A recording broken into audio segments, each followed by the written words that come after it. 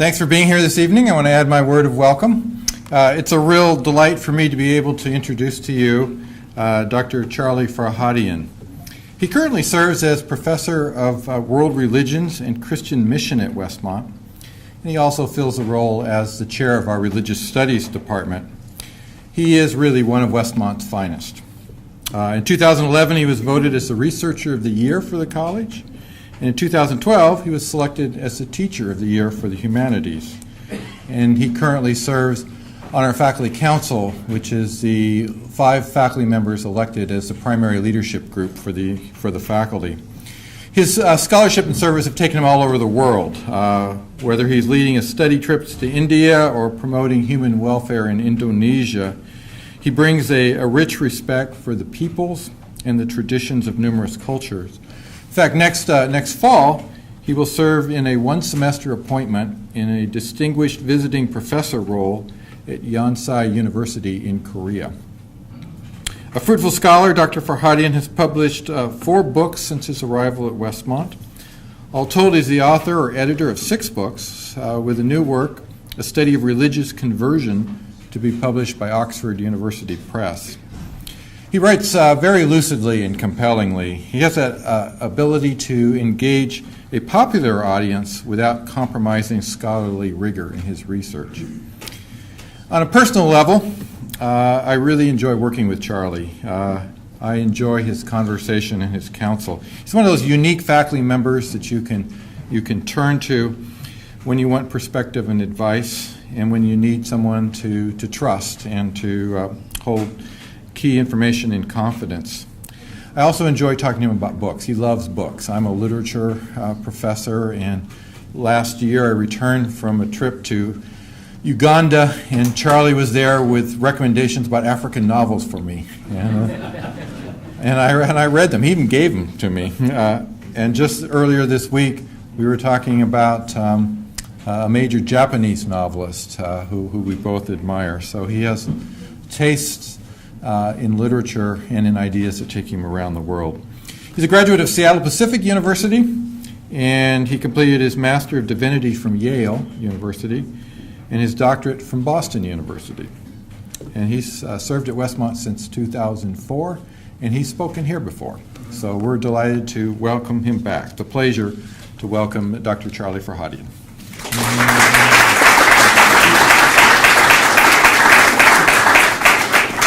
So good evening. It's nice to see you all, and hopefully you could see me over here. That's not in my notes. It's nice to warm up to people. Thank you very much, Mark. Mark is my boss, but he's also a friend, and it is great to have such great collegiality with the administration at our college.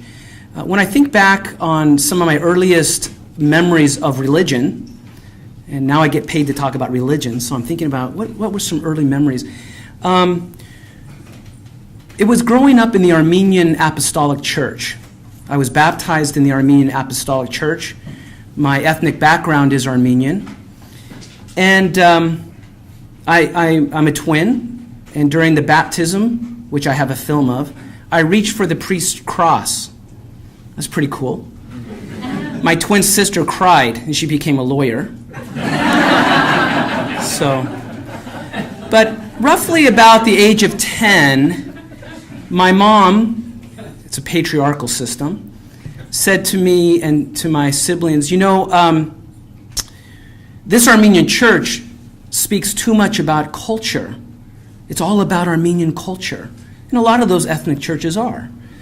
We actually danced after the service, eating Armenian food, and my cousin plays the oud, and my cousins would teach me the dance steps. So we left, about 10 years old, and you know what church we went to? The Swedish Covenant. I think even as a 10-year-old, I couldn't articulate it this way, but there was something about the culture side that you really couldn't give up, or it was always part of the picture of religion, So it's really been a long journey for me to figure out, and I haven't figured it out perfectly, that's for sure, but just there's relationship between religion and culture. and specifically about Christianity and culture. Very fascinated with that topic as well. So how different religions look around the world: Islam, Buddhism, even Confucianism, of course Christianity. It's, I think, unusual. I'm a Christian. I teach at a Christian college, but I get to teach the world religions, and it's a real honor because for many of our students, they've never had a chance to look into these traditions with any depth, and I have a real privilege. I do teach the religion sympathetically rather than apologetically, so I want to bring the students as close as I can to the different religious traditions. Of course, I'm an outsider to many of these traditions, but I am an insider to one particular tradition. And one thing I'll say about my teaching at Westmont, which is just a great experience, is that I think I have more freedom, because at a Christian school, when we talk about religion, students don't normally just pathologize religious belief and say it's crazy. So when we talk about Islam or Hinduism or Buddhism or whatever religious tradition, I think they could say, well, yeah, I may not affirm everything, but I could imagine people believing something. So there's a strength, I think, in the Christian college experience. Here's the fancy slide. What a huge title. Look, it's got world in it and global, right? There you go, sorry. Well, that slide does, right? So this was my task, to provide some reflections on world religion and religions in the global community. Nearly impossible. But I want to make some general comments. For some of you, this might be pitched too high. For others, especially if you're a specialist, you'll want more background, that's for sure. What I hope is that after this evening, you'll have one or two things that you could take with you. So think about one or two things that you may want to take from this presentation. And of course, I want to limit my comments to about 30 minutes. Hopefully I could do that and then open up for Q&A, okay? So about 100 years ago, some of the most important theorists in the Western world predicted the demise of religion. I have some slides, and I'm not going to read these slides to you, but at least give you some names. Sigmund Freud, who represents what school of thought? Psychology, and a particular kind of psychology, as you know. Emil Durkheim represents what school or discipline? Anyone? Sociology, really one of the founders of modern sociology. Also, Karl Marx, an economist. These three and others are important voices in their fields. They also predicted the demise of religion. They were writing in the 19th century, and they died, as all of us do, but they didn't have a chance to live into the 20th, of course, the 21st century. Because actually what we've seen is not, and I'll go back to this other slide, is not actually a demise of religion, but actually it's burgeoning, it's resurgence around the world, particularly in the 20th and 21st century. Would there be a demise of religion as predicted in the 19th century by these great thinkers? They all predicted it. They were major thinkers. In many ways, were still impacted by their thoughts, their understanding of the conscious mind or social processes, whatnot, economic realities. They all predicted the demise of religion. Religion was like a crutch, or as Marx said, an opiate, an opium, right? A drug that masked economic relationships. Has there been a demise of secularization? Has there been a demise of secularization? Secularization could be defined in so many different ways, but one way we could define it very simply is when religion retreats from the public square and is no longer a major authority for our public lives. Many ways to interpret secularization. But has there been a complete retrieval, or retreat, I should say, of religion just into the private sphere? When if you're a religious person, when you live your religious life, do you live that more privately or publicly? So scholars recently, in the last several years, have said, no, there really hasn't been a demise of religion. In fact, Any sociologist, any anthropologist would tell you just the opposite. In the 20th and 21st century, there's been a massive resurgence of religion around the world. I'm happy I get to keep my job if I do it well, right? Has there been a demise of secularization? Well, secularization doesn't seem to be going away. So it was the German philosopher Jürgen Habermas, who is still alive today, who coined the term a post-secular society. And this was a society that said, religion and the secular are both strong forces within society, and they mix in really unique ways.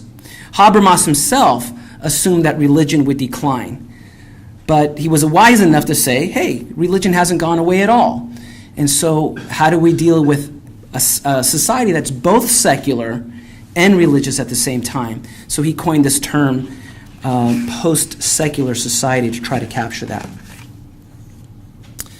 Let me try to get my slides a little bit forward. Now, I know you can't see the details of this map. I want to go back to the 1910 map. I want to first give you some basic data, and then go from there. So I want to give you some basic religious demography. Okay, this is a map of 1910. Of course, you can't read the details, but the blue area is represents the presence of Christianity. And then the green represents the presence of Islam. And then the brown you see in sub-Saharan Africa represents ethno-religious movements. So in this case, you could say African traditional religions. So that's 1910, and then visually you could see what happens in 2010, 100 years later. Christianity just explodes in sub-Saharan Africa. And Islam also grows in at least the northern part of Africa. You see the green section of that massive continent. Also, and you can't see the gradation all that well, but it's not just about color here. It's also about dark or light of a particular color. So the darker the color, the more concentrated, the more higher the number of adherents to that particular religion. Okay, again, I don't want to spend too much time on this, but it's just a quick visual to say religion seems to be doing very well, particularly Islam and Christianity, the two largest religions in the world. Some basic statistics. I could give you resources on this if you're interested. Sorry that I couldn't. Hey, those lined up really well. No, they didn't. The last category is not lined up well. Look at these numbers, though.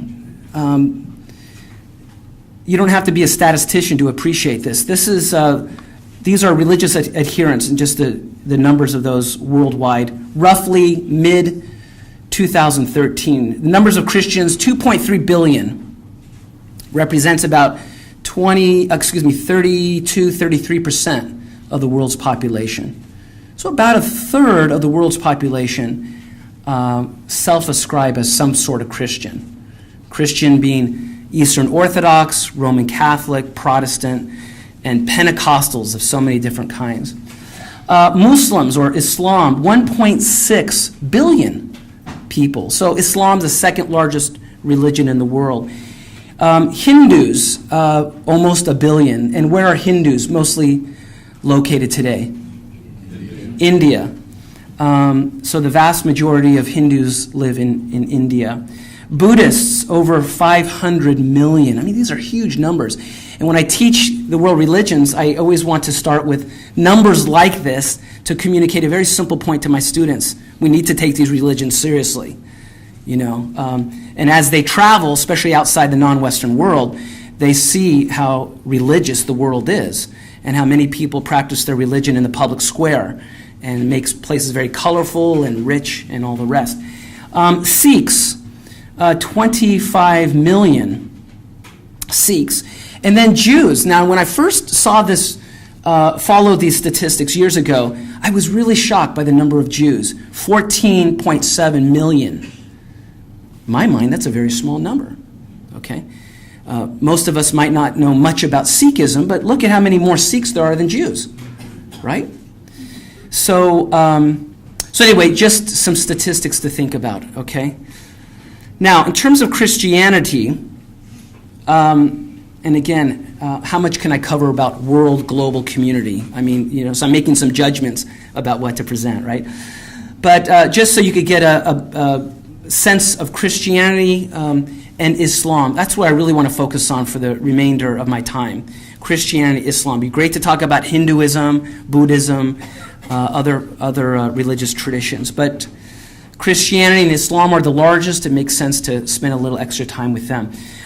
There are 1.1 billion Catholics, worldwide, which makes the Pope a very important person, right?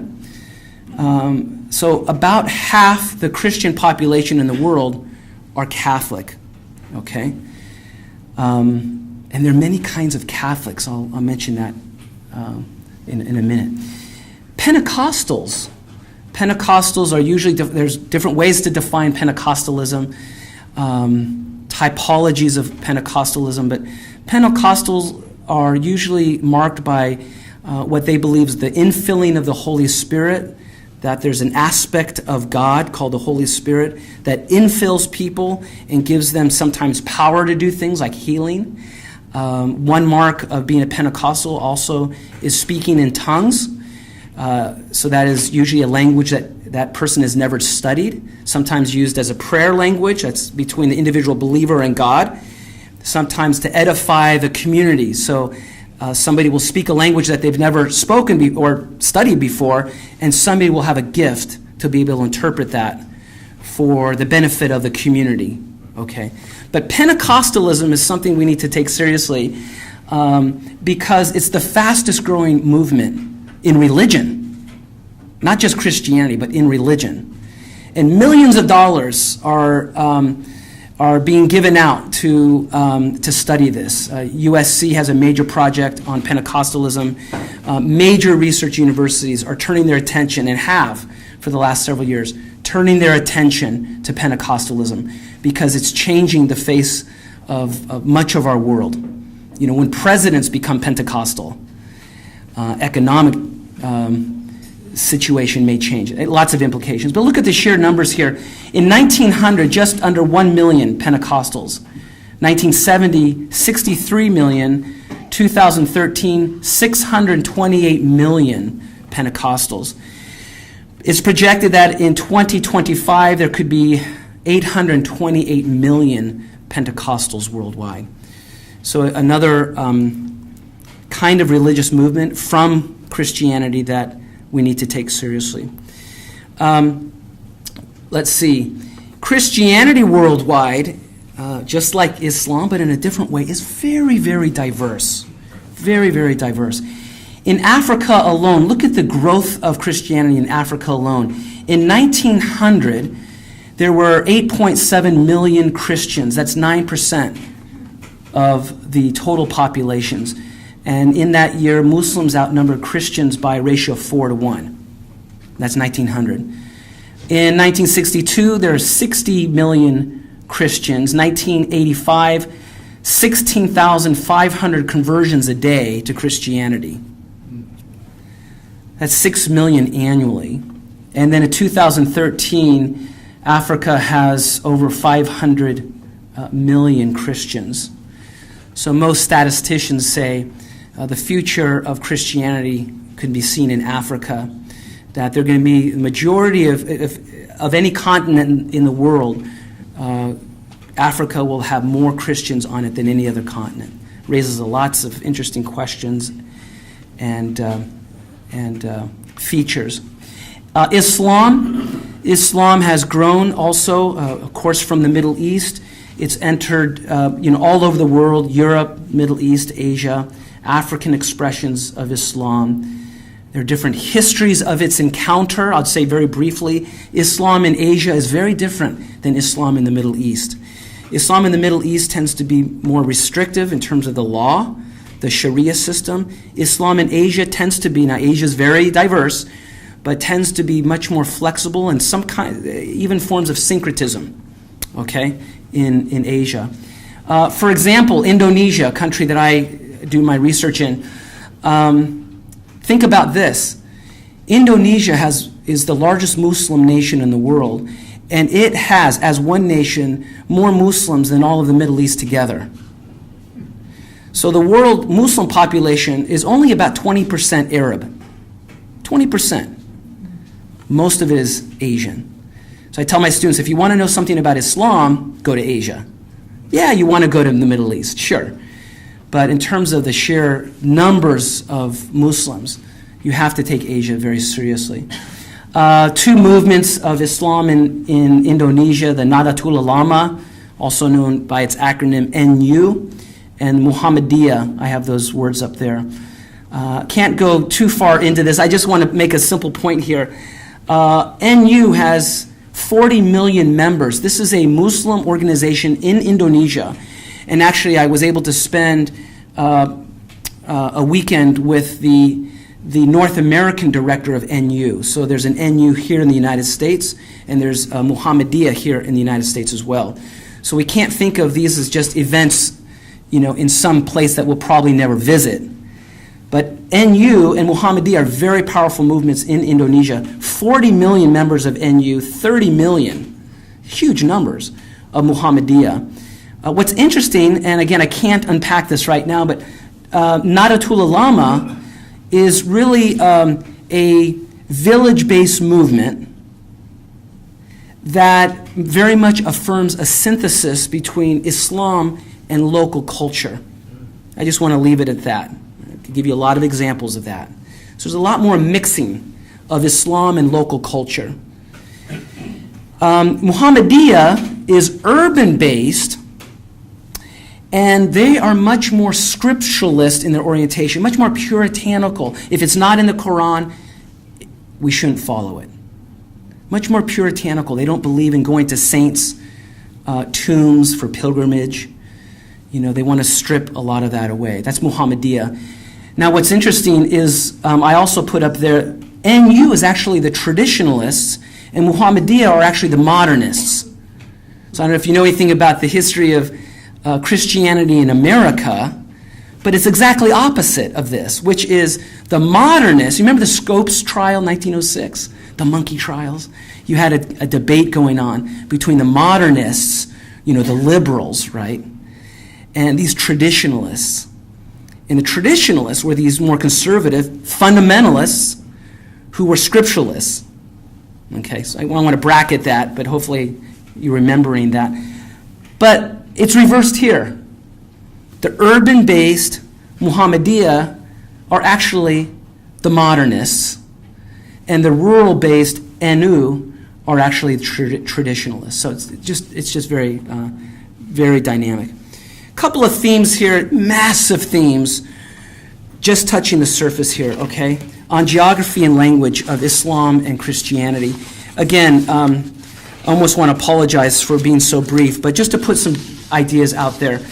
It's fascinating if you look at the history of these two traditions, Islam and Christianity, how they've spread.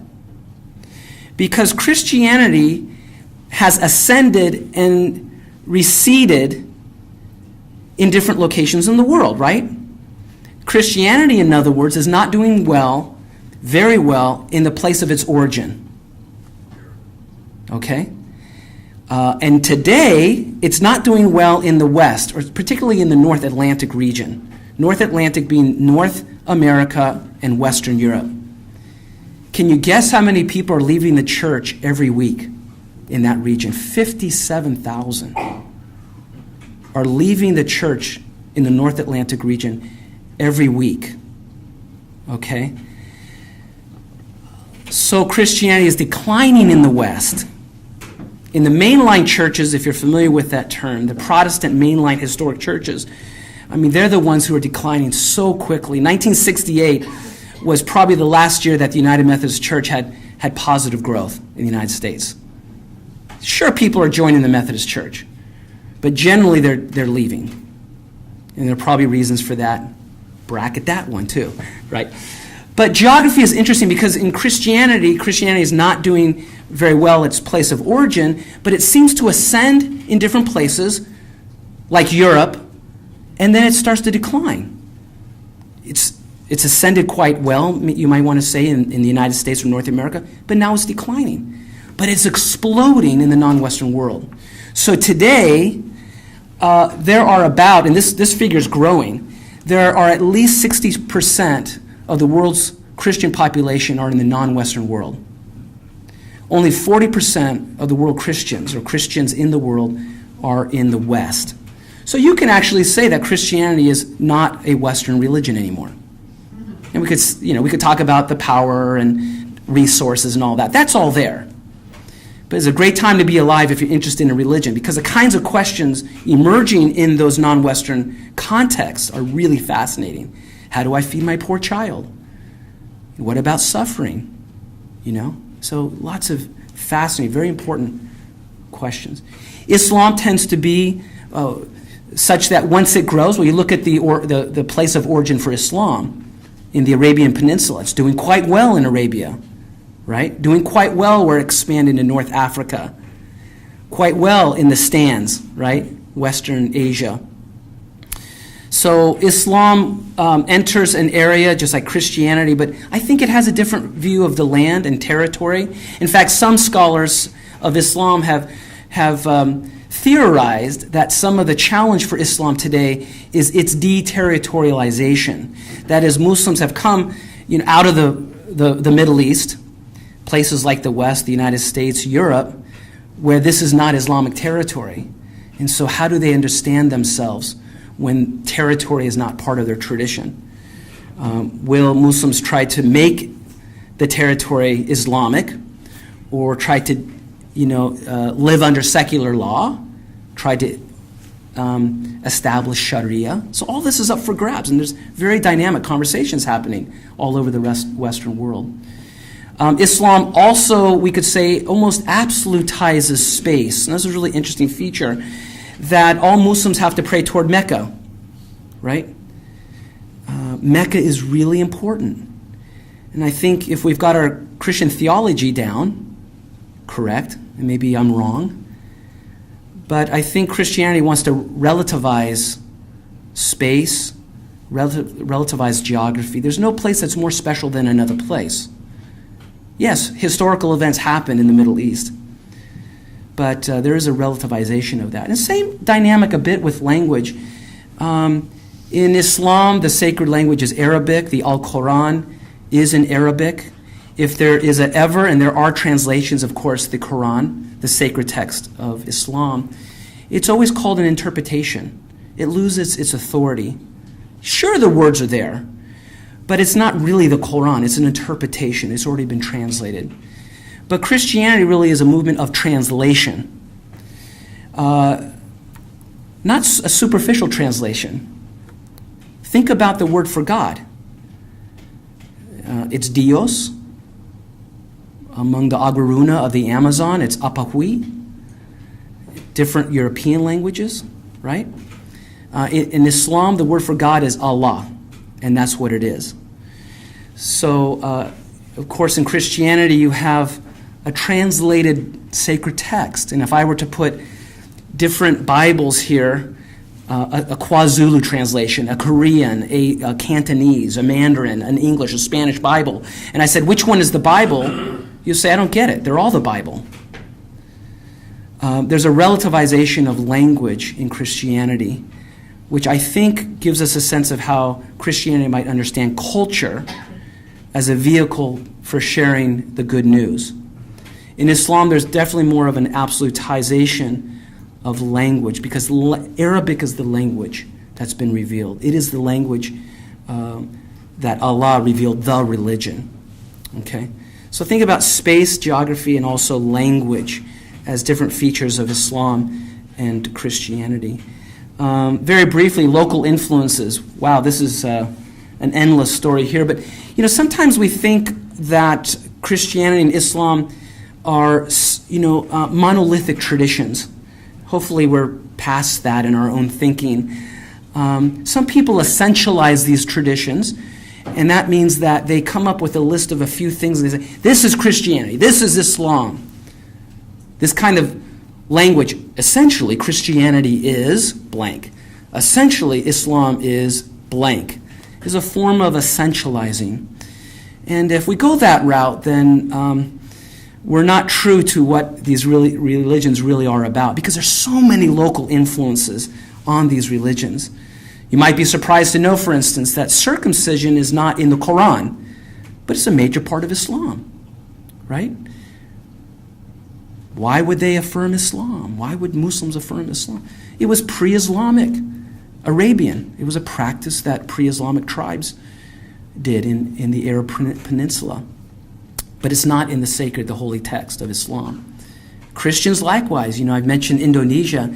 So many ways that Javanese, Sumatran, Balinese culture gets brought up into Christianity. And believe it or not, there are many Christians who still acknowledge local deities, and they make offerings. We're not talking about marginal Christians. Even church leaders are making offerings and just at least acknowledging spirits of their ancestors. So this is, in my mind, a really exciting kind of relationship. That is, the influence of the local on the world religion, if you will. So it's really, really exciting. A lot of variety there. I got to put out a theological concept, right? So it's not just sociological and anthropological, okay? And then we'll leave time for questions here. Concept of God. Oh, yeah, let's talk about this in 60 seconds, right? This is impossible. But just to put some thoughts out there, the name for God, I mentioned this before, but the term in Arabic is Allah. It comes from the Arabic al-ilah. The al is a definite article. Al-ilah up there means the God. The God in Arabic, al-ilah, can never be pluralized. So the affirmation in Islam is there is one God. Technically, it's called the divine unity. There's one God. That God can never be fractured, can never be divided, etc. We use the word, that is we or Christians use the word God, and many people use the word, many religionists use the word God. I mean, one question that, especially when Muslims and Christians dialogue, or we try to make sense of each other with respect and all that, is this term, Allah and God. Sometimes I'll ask my students, are these the same? Are they different? And I get a variety of answers. So, is Allah a descriptive term? Most scholars say this term, Allah, is a descriptive term. It's not a proper name, like John or Sally. It refers to a particular referent out there, just like God does for Christians. And Muslims use the term God too, right? Because that's what the Arabic Allah is, God. So, what is the difference between a designation of the term and the referent itself, the object in one's mind? Are these different terms for the same thing? That is, the referent is the same, maybe by a different name, a different designation. So it's really interesting to talk about God that way, the concept of God. Getting a little bit more theological here and also sociological. I always think that theology makes sense in the real world. That is, there are real social implications to theology. So don't let me bore you. If you like theology, you're going, oh, right, he said theology. And if you don't like theology, you're saying, oh, that's too abstract or something. But just put a couple of ideas out for you. The Christian notion of God or the Godhead is as three in one, a triune vision. By the way, as a footnote, Christians would reject, as well as the Muslims do, the Muslim view of the Trinity. In other words, Muslims view the Trinity as Father, Mary, and Jesus. And they reject the Trinity. Christians, too, will reject that Trinity, too, right? Okay. But the Christian affirmation is there's a triune God that consists of Father, Son, and Holy Spirit that share the same essence. Okay? A notion of social Trinitarianism, meaning that these persons, if you will, are in a relationship together. It's a very dynamic notion of Godhead. And I want to suggest that that notion of Godhead that's deep within the Christian tradition is mirrored in society. That is, there's an implicit plurality in the Godhead. And it could be mirrored in society. So Christianity ought to be quite plural because its God, its Godhead is quite plural. Not relatively plural, but pluralistic under the notion of God. I don't know if that makes sense. I want to say, think of a triune God or a three-in-one, but mirrored on society. I think there are deep social implications to that. And it gives Christians, I think, permission to be quite plural. Again, not endlessly, but bound by the notion of God. And then Islam, of course, affirms divine unity. Anything apart from this divine unity, anything on the same level of God is shirk. It's associationism. It's sin. There is one God in Islam. And I think, there might be some social implications to that too, which is the call in Islam is to unify the world as it submits to the one divine unity, the one God. So something to think about, and we could talk about the cultural issues as well of all that. I think I want to end. I might have gone 34 minutes, but I try to be very careful with my time. I think we have a few minutes for questions and answers. And again, just putting some really basic ideas out there, and hopefully you could take home one or two things. So.